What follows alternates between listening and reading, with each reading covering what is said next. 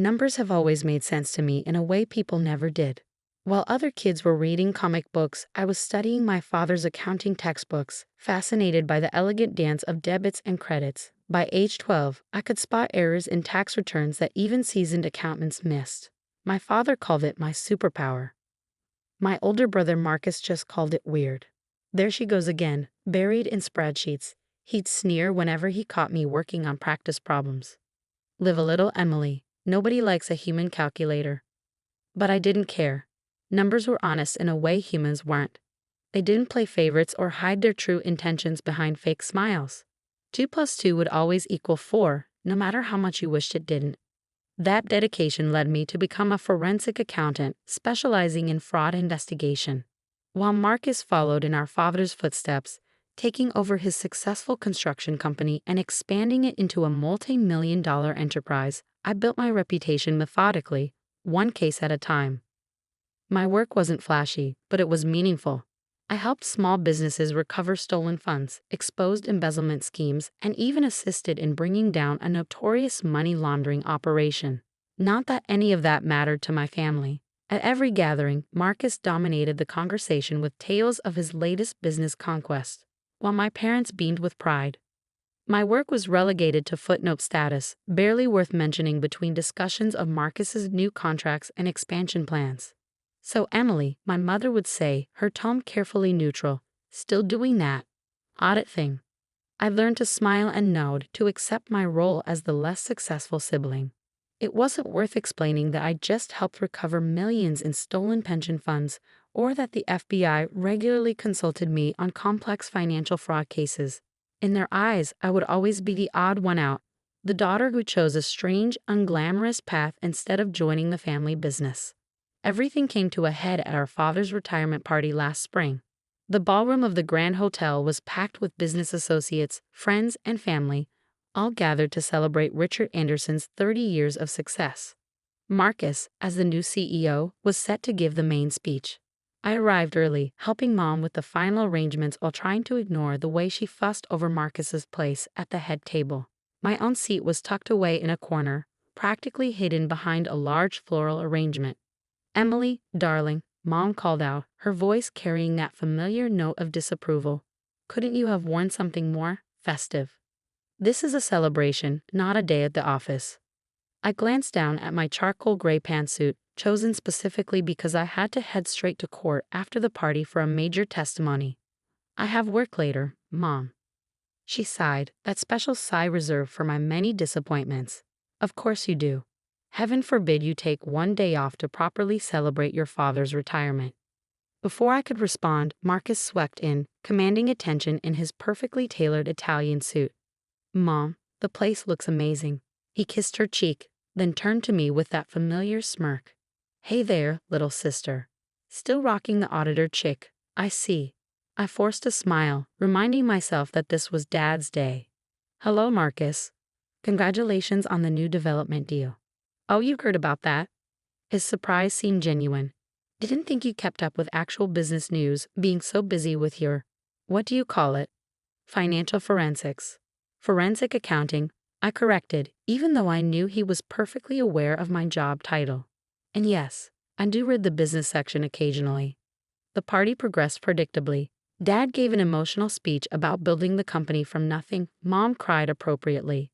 And then it was Marcus's turn at the microphone. He started well enough, talking about our father's legacy and the future of Anderson Construction. But then 3 glasses of champagne in, he went off script. "You know," he said, swaying slightly, "Dad always taught us that success comes from taking risks, from thinking big. Some people," his eyes found mine in the crowd, "preferred to play it safe, to sit in dark offices counting other people's money, too afraid to get their hands dirty in real business." A murmur went through the crowd. Mom's smile became fixed, while Dad shifted uncomfortably in his seat. "Take my sister Emily, for example," Marcus continued, ignoring Dad's warning look. "She could have been part of something great, could have helped grow the family legacy. Instead, she chose to become a glorified accountant, spending her days nitpicking over receipts and bank statements." I sat perfectly still, my face carefully blank as he continued his drunken monologue. "I mean, what's the point? What real value does someone like that add to the world?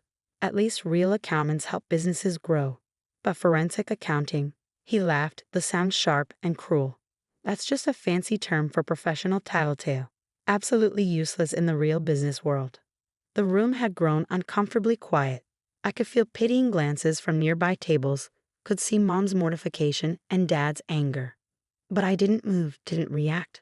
I learned long ago that showing emotion only gave Marcus more ammunition. Marcus, Dad finally interrupted, his voice stern, that's enough. But Marcus was on a roll. No, Dad, it needs to be said. While I'm out there making real money, building real things, Emily's playing detective with spreadsheets. It's embarrassing. She's leaving. I finished for him, standing up smoothly. I'm leaving. Dad, congratulations again on your retirement. I'm sorry, but I have a court appearance I can't miss. I walked out with my head high, ignoring Mom's pleas to stay and Marcus's drunken calls of "see, can't even take a joke." I had a job to do, testimony to give that would help convict a man who'd stolen millions from his employees' pension fund. My work mattered, whether my family understood that or not. The next 3 months passed in a blur of cases and court appearances. I ignored calls from my parents, deleted Marcus's half-hearted apology text without reading it, and threw myself into my work. Then, on a rainy Tuesday morning in September, everything changed. The call came at 7:15 a.m., just as I was settling into my office with my first coffee of the day. Marcus's name flashed on my phone screen, and for a moment, I considered letting it go to voicemail. But something, instinct, maybe, or just years of ingrained big sister obligation, made me answer. Emily?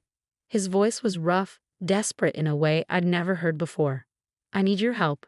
The company, there's something wrong. Very wrong. I leaned back in my chair, fighting the urge to remind him how useless my skills were supposed to be. What kind of wrong? Numbers aren't adding up. Money missing. Lots of it. Millions maybe. I can't. He took a shaky breath. Please, Em. I know I don't deserve your help, but this isn't just about me. Dad's retirement fund is tied up in the company. If something's happened, I closed my eyes, already knowing I wouldn't refuse. Not with Dad's future at stake. Send me everything you have. Bank statements, transaction records, vendor contracts. Everything from the last 2 years at least. Thank you, he whispered, sounding close to tears. Emily, I cut him off.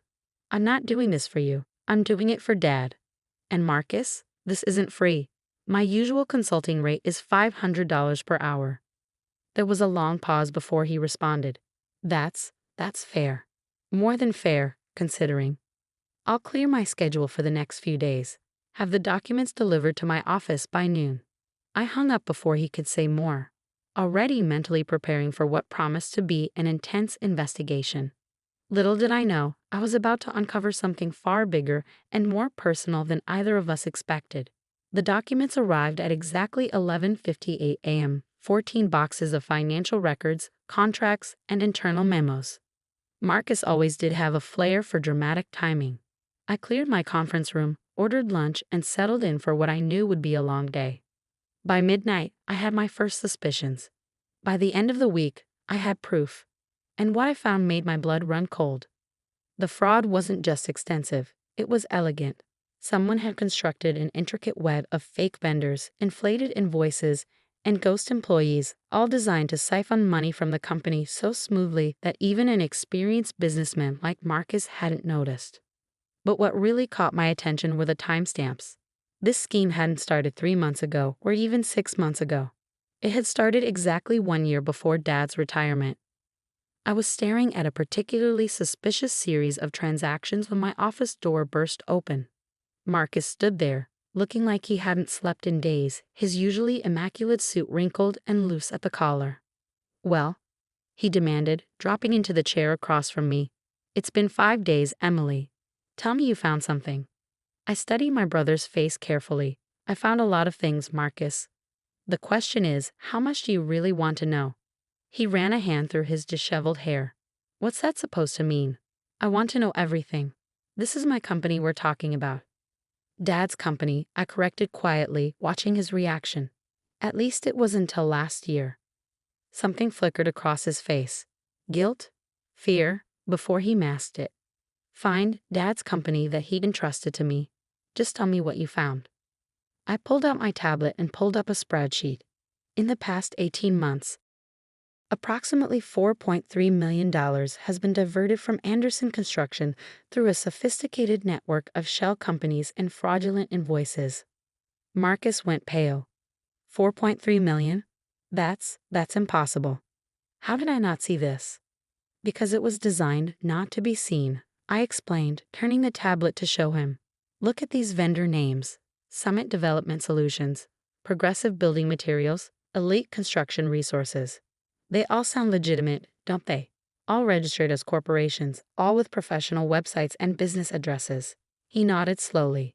I recognize some of those names. We've been doing business with them since exactly 1 year before Dad's retirement. I finished. Interesting timing, don't you think? Marcus shifted in his chair. What are you implying? I'm not implying anything yet. I'm stating facts. Fact 1. These companies exist only on paper. Their business addresses are vacant lots or non-existent buildings. Fact 2. All payments to these companies are processed through a complex chain of bank accounts before ultimately ending up in an offshore account in the Cayman Islands. I pulled up another document. Fact 3. The authorization for these vendors came from the CEO's office. Your office, Marcus. He jumped up, face flushed. Now wait just a minute. Are you accusing me of stealing from my home company? No, I said calmly. I'm telling you that someone with high-level access to Anderson Construction has been systematically draining it dry. Someone who knew exactly when Dad was planning to retire. Someone who had the authority to approve new vendors without question. Marcus collapsed back into his chair. This is insane. I wouldn't. There's more, I continued, pulling out a thick stack of papers. Remember Jennifer Chen? His face went blank. Who? Your chief financial officer. The one you hired right after Dad announced his retirement plans. The one whose references were impeccable, whose credentials were stellar, and who, as it turns out, doesn't actually exist. What? Jennifer Chen is a ghost, Marcus. Her credentials are forgeries, her references lead to burner phones, and her social security number belongs to a woman who died in 1984. But she had full access to the company's finances, didn't she? Could approve vendors, process payments, move money between accounts. Marcus was shaking now, his face ashen. Stop. Please, just stop. I need to explain. I sat back, folding my hands on the desk. Yes, I think you do. What followed was a confession that broke my heart, not just for the company or for Dad, but for my brother himself. It started small, he whispered, staring at his hands. Just a few thousand here and there. The company was doing well, and I had debts. Gambling debts. I told myself I'd pay it back before anyone noticed. But the debts got bigger, I guessed.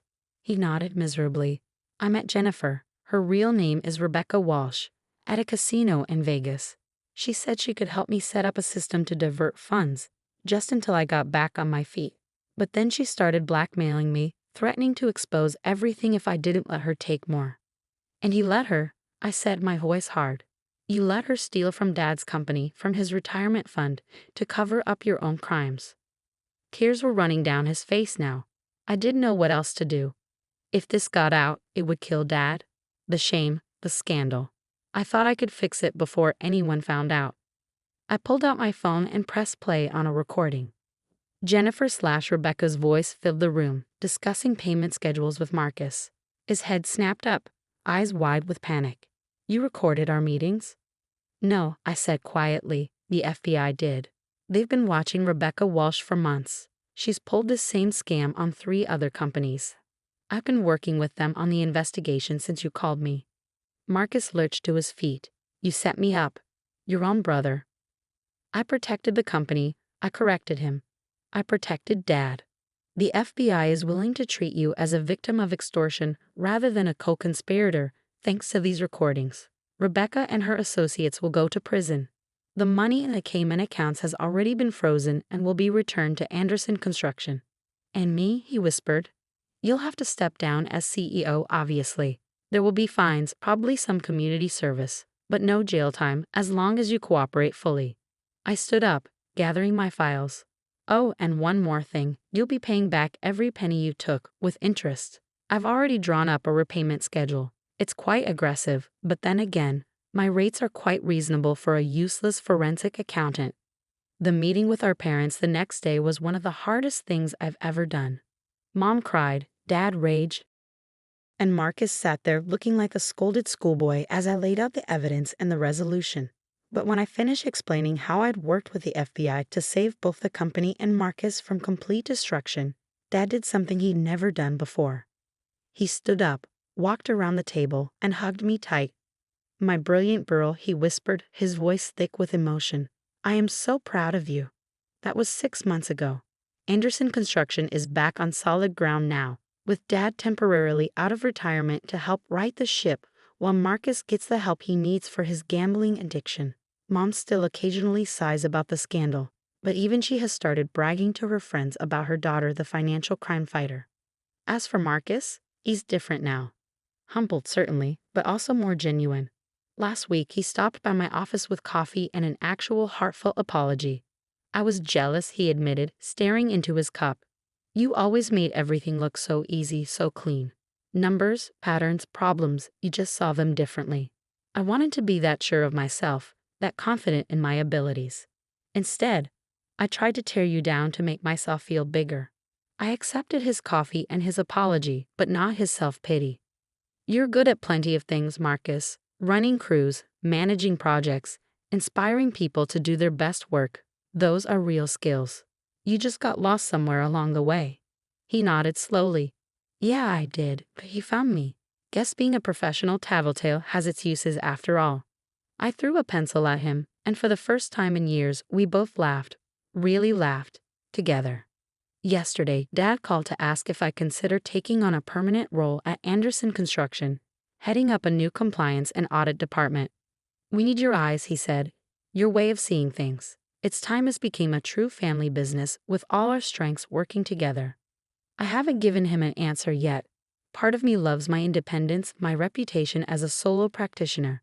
But another part remembers that little girl with her father's accounting books, dreaming of working alongside her family. Maybe it's time for a new chapter.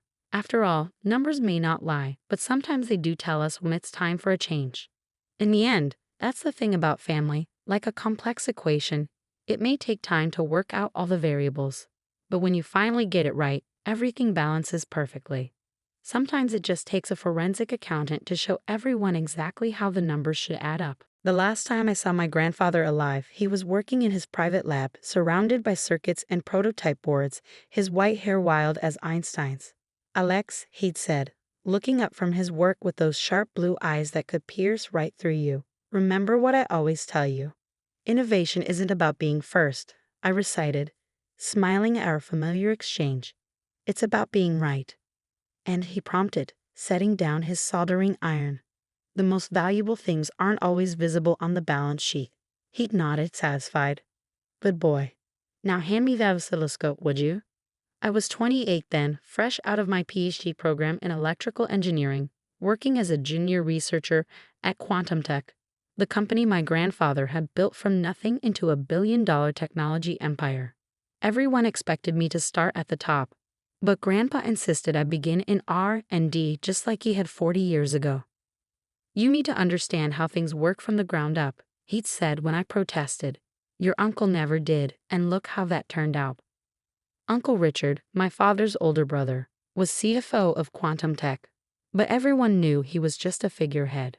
He had the family name but none of the technical brilliance that had made my grandfather successful.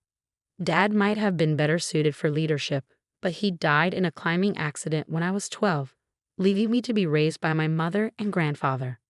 I didn't know it then, but that conversation in the lab would be our last. 2 weeks later, Grandpa Arthur Mitchell, founder and CEO of Quantum Tech, was found dead in his office. Heart attack, the doctors said. Natural causes. He was 78. The funeral was exactly as he would have hated it, formal, stuffy, full of corporate types more interested in the future of the company than in mourning its founder. Uncle Richard worked the crowd like a politician, shaking hands and accepting condolences with practiced grace. His wife Amanda hung on his arm, her designer black dress probably worth more than my yearly salary. Such a tragedy, I overheard her telling someone. But Richard is ready to step up. The company needs strong leadership now. I stood in the back, uncomfortable in my dark suit, missing the casual conversations Grandpa and I used to have over circuit boards and coffee. My mother squeezed my hand, understanding as always. "He was so proud of you," she whispered. "Never forget that." The will reading was scheduled for the following Monday at the corporate headquarters. I arrived early, passing through the familiar security checkpoints, nodding to researchers I knew from the labs. The company's legal team had arranged everything in the main conference room, all sleek glass and chrome, with views of the city skyline that Grandpa had always said reminded him how far he'd come from his garage startup days. Uncle Richard was already there, naturally, seated at the head of the table where Grandpa used to sit. Amanda perched beside him, tapping away on her phone. A few board members filled other seats, along with key executives and legal representatives. "Ah, Alex," Uncle Richard said as I entered, his smile not reaching his eyes. "Good of you to join us. How are things in the research department? Still playing with your little circuits?" Before I could respond, Harrison Webb, the head of legal, called the meeting to order. "We're here for the reading of Arthur Mitchell's last will and testament," he began formally. Mr. Mitchell was very specific about his wishes. I tried to focus on Harrison's words, but my mind kept drifting to my last conversation with Grandpa. There had been something urgent in his manner that day, something he seemed to want to tell me. But we'd been interrupted by an emergency in one of the production facilities, and he'd never finished whatever he was trying to say. And to my grandson, Alexander James Mitchell. My head snapped up at the sound of my name. Uncle Richard had gone very still. "I leave controlling interest in quantum tech, including all voting shares, patents, and associated intellectual property. Additionally, Alex will assume the position of CEO, effective immediately upon the reading of this will." The room erupted in chaos. Uncle Richard's face turned an alarming shade of purple. Amanda's phone clattered to the floor. Board members started whispering furiously among themselves. "This is ridiculous." Uncle Richard slammed his hand on the table. "I'm the CFO. I've been running this company's finances for 20 years, and you're telling me Arthur left everything to this lab rat?" "Richard," Harrison said calmly, "there's more." But Uncle Richard was on his feet now, pacing like a caged animal. "He's not even 30. He has no business experience. He spends all his time tinkering in the basement labs like some overgrown science fair kid. Just like your father did." My mother's quiet voice cut through his tirade. She'd slipped into the room unnoticed during the commotion. "Or have you forgotten how quantum tech started?" "That was different," Richard snapped. "The industry was different. We need real leadership now, not some idealistic researcher who thinks he can follow in Arthur's footsteps." "Mr. Webb," I said, keeping my voice steady despite the shock still reverberating through my system, "you said there was more." Harrison nodded, shuffling his papers. "Yes. There's a letter, to be read only in the presence of Alex and the board members." He glanced meaningfully at Amanda, who remained stubbornly in her seat. "Private board members only," Harrison clarified. Amanda gathered her things and stormed out, shooting me a venomous look as she went. Once the room had cleared except for board members, Harrison opened a sealed envelope. The paper inside was covered in Grandpa's distinctive scrawl, not typed and formal like the will, but handwritten with the urgency I'd sensed in our last conversation. "To the board of directors and my grandson Alex." Harrison read, "If you're hearing this, then I ran out of time to tell you in person. Quantum tech is on the verge of something revolutionary. The work we've been doing in Lab Zero." "Lab Zero?" One of the board members interrupted. "There is no Lab Zero." "Oh, but there is," Harrison continued reading. "Hidden beneath the main research facility. Only Alex and I knew about it. Inside, you'll find a future of quantum computing, a breakthrough that will change everything. But there are people who would kill for this technology, including some very close to home. The lab is secured with biometric locks keyed to Mitchell DNA. Alex, you'll know what to do when you see it. Trust no one until you understand everything. And Richard." Harrison paused, looking uncomfortable. "What?" Uncle Richard demanded. "What did he say about me? I know what you've been planning with Global Tech. I have proof. Alex checked the safe in my private lab. The password is your father's birthday. The room fell silent. Global Tech was our biggest competitor, a tech giant that had been trying to acquire Quantum Tech for years. Any dealings with them would be a massive breach of corporate trust. This is insane, Uncle Richard said, but his voice had lost its anger, replaced by something that sounded almost like fear. Arthur was clearly losing his mind at the end. Hidden labs, corporate espionage. He was paranoid. Nevertheless, Harrison said, these are his legal wishes. Alex is CEO, effective immediately. And given the serious nature of these allegations, I recommend a full audit of all executive communications and financial transactions. Uncle Richard stormed out of the room, nearly bowling over an assistant in his haste.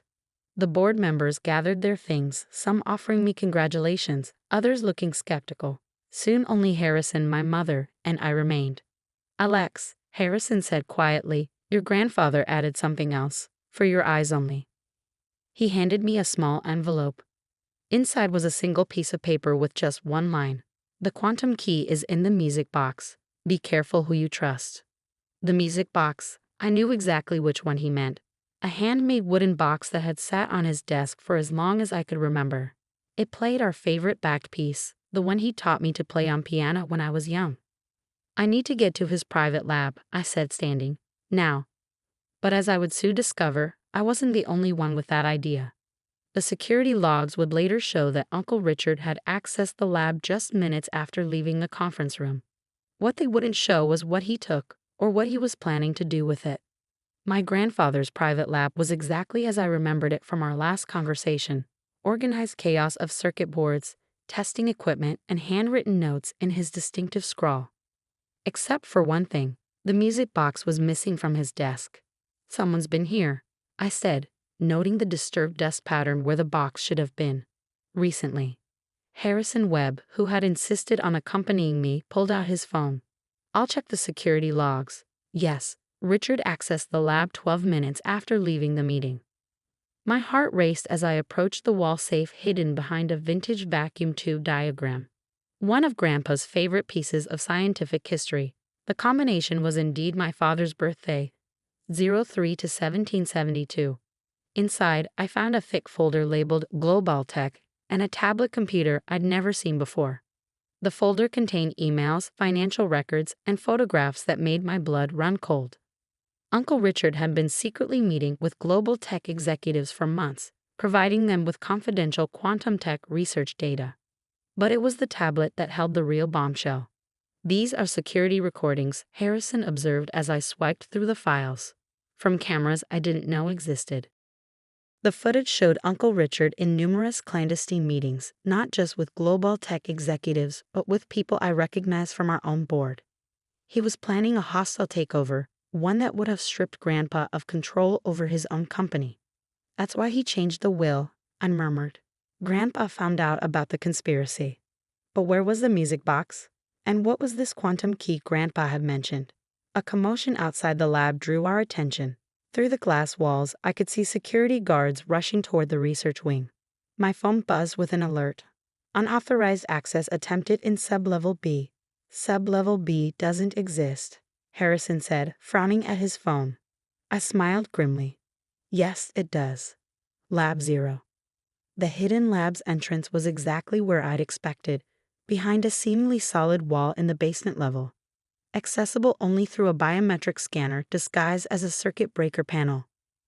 As Harrison and I descended the stark white staircase, accompanied by 2 security guards, I could hear voices echoing from below. It has to be here somewhere. Uncle Richard's voice, tight with desperation. Search everything. We emerged into a vast laboratory space that would have made any tech company jealous. Quantum computing arrays lined the walls, their cooling systems humming quietly. In the center of the room stood Uncle Richard, the missing music box in his hands, surrounded by 3 men I recognized from Global Tech's executive team. It's over, Richard, I called out, making them all jump. Step away from the equipment. Alex, he tried to hide the music box behind his back, like a child caught stealing cookies. I can explain. I'm protecting the company's interests. These men are here too. To steal our quantum computing breakthrough, I interrupted. Just like you've been stealing our other research. One of the global tech executives started edging toward the exit, but the security guards blocked his path. "You don't understand," Richard snarled. "This company needs real leadership, not some idealistic kid playing scientist. I've spent 20 years making backdoor deals and selling our technology to competitors." I pulled out my phone and played one of the security recordings. Richard's face went pale as his own voice filled the lab, discussing pricing for stolen trade secrets. "Where did you get that?" "Grandpa wasn't as oblivious as you thought. He knew what you were planning. That's why he made sure everything was documented." Richard's expression shifted from shock to calculation. "Fine. Let's make a deal. You're young. You don't want the burden of running a company this size. Global Tech is prepared to offer."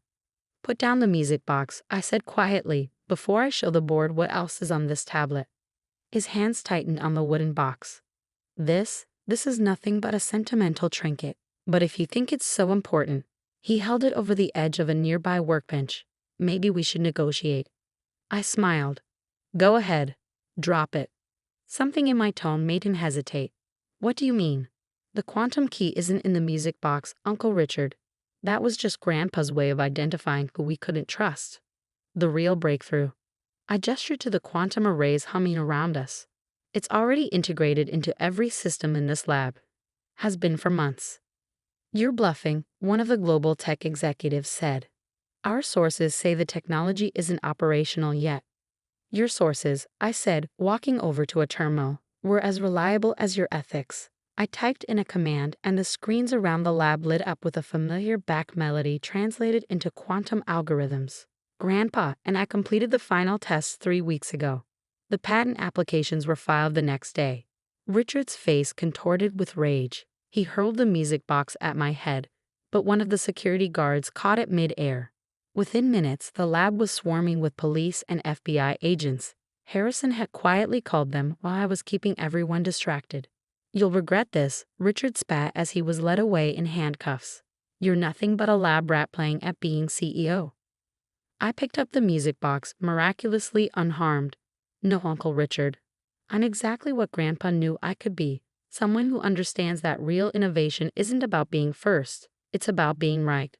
The next few weeks were a blur of legal proceedings, press conferences, and corporate restructuring. The evidence against Richard and his conspirators was overwhelming.